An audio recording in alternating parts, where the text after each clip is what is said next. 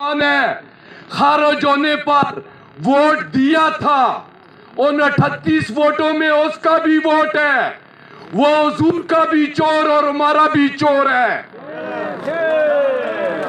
اسی طرح قومی اسمبلی میں مرتضی عباسی 186 ووٹ پول ہوئے ختم نبوت کے خلاف، اس نے بھی ووٹ ڈالا تھا۔ وہ حضور کا بھی چور ہے، ہمارا بھی چور ہے۔ کوئی ایسا شخص ہے جو کہے میں مسلمان ہوں اور پھر ختم نبوت کے منکروں کی سپورٹ کرے، ان کو ووٹ ڈالے، پھر کہے کہ میں میلاد کا پروگرام کر رہا ہوں، پھر کہے السلام علیکہ یا سیدی یا رسول اللہ، اور ساتھ ان کو بھی سپورٹ کرے۔ میرے بھائیوں، میرے دوستوں، میرے بچوں، ادھر یہ دو مجرم ہیں جو خاتم النبیین حلف نامے میں سے، آئین میں سے 2017 میں یہ لفظ حذف کرنے وقت یہ موجود تھے۔ سب بھائیوں نے ختم نبوت کی بات کی، لیکن مجرموں کی نشاندہی نہیں کی۔ یہ سچ ہے۔ آپ لوگ ادھر حاجی اکنواز معروف کو جانتے تھے۔ جب یہ بات ہوئی تھی، ایک جنازہ تھا ہمارے پڑوس کے گاؤں میں للوٹھا میں، اس نے مرتضی اور للوٹھا کو بولا تھا کہ تم ختم نبوت کے نون والے منکر ہو چکے ہو، آئین میں تبدیلی کی، ختم نبوت کے لفظ حذف کیے، میں تمہارے ساتھ نہیں ہوں۔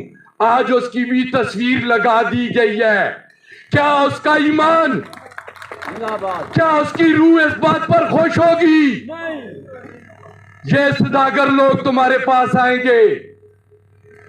کئی لوگ جنازے میں گواہ تھے جب حاجی اکنواز نے یہ بات کی تھی، کئی لوگ گواہ ہیں۔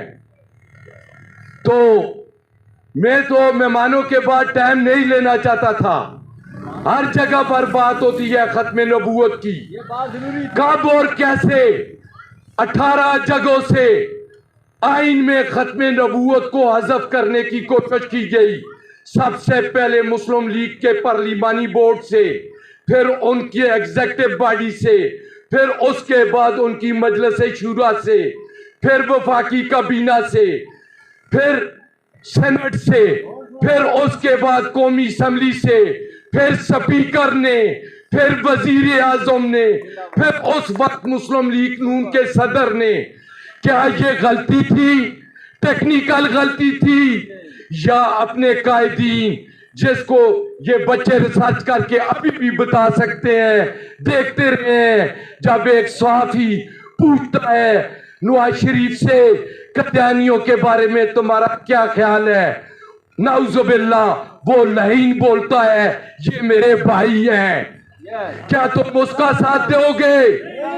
محمد الرسول اللہ پڑھنے والے اس کا ساتھ دے سکتے ہیں؟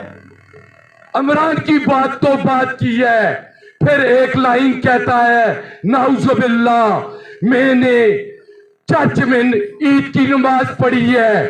کیا وہ لوگ ہمیں سیدھا راستہ دکھائیں گے؟ وہ اسلام لائیں گے؟ وہ مدینہ کی ریاست کو پسند کریں گے؟ عمران خان تو مدینہ کی ریاست کا ذکر کرتا ہے، وہ جب مدینے جاتا ہے سر کو جھکا لیتا ہے، نگاہیں نیچے کر لیتا ہے، ننگے پاؤں چلتا ہے ادب اور احترام سے۔ وہ تو رحمت العالمین 30 قائم کرتا ہے، وہ تو رحمت العالمین یونیورسٹی کی بات کرتا ہے، وہ تو القادر میں سیرت نبی، القادر ٹرسٹ میں سیرت نبی صلی اللہ علیہ وسلم بچوں کو پڑھانے کی بات کرتا ہے۔ میرے سب بھائیوں نے سیاست پر بات کی۔ ایمان کی بات یہ ہے کہ ہم لا الہ الا اللہ محمد رسول اللہ خاتم النبیین رحمت العالمین پڑھتے ہیں، اس پر ایمان ہے۔ اس کو نہ ماننے والے کے ہم سپورٹر ہو سکتے ہیں؟ اس کے ووٹر ہو سکتے ہیں؟ میرے بھائی نے کہا ان سے پیسے لے لو. خدا قسم جب ان کی تصویر سامنے آتی ہے میں آنکھیں بند کر لیتا ہوں. کیوں بند کرتا ہوں؟ میرا نبی مجھے دیکھ رہا ہے. میں کس منہ سے کس شکل سے روز محشر کو حضور علیہ السلام سے شفاعت مانگوں گا جب اس کے منکروں کو محبت سے دیکھوں گا.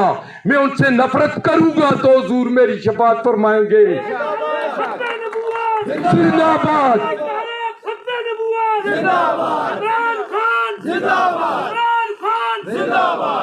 یہ پڑھے لکھے نوجوانوں کے پاس موبائل ہے. ریسرچ کریں اپنے موبائلوں پر میر ظفر اللہ جمالی نے کیوں استعفیٰ دیا تھا. ریسرچ کریں. جماعت اسلامی کے ایک لیڈر نے کھڑے ہو کر کیوں کہا یہ کفر کر رہے ہو. ریسرچ کریں. جمعیت کے عمد اللہ صاحب نے کیوں کہا تھا.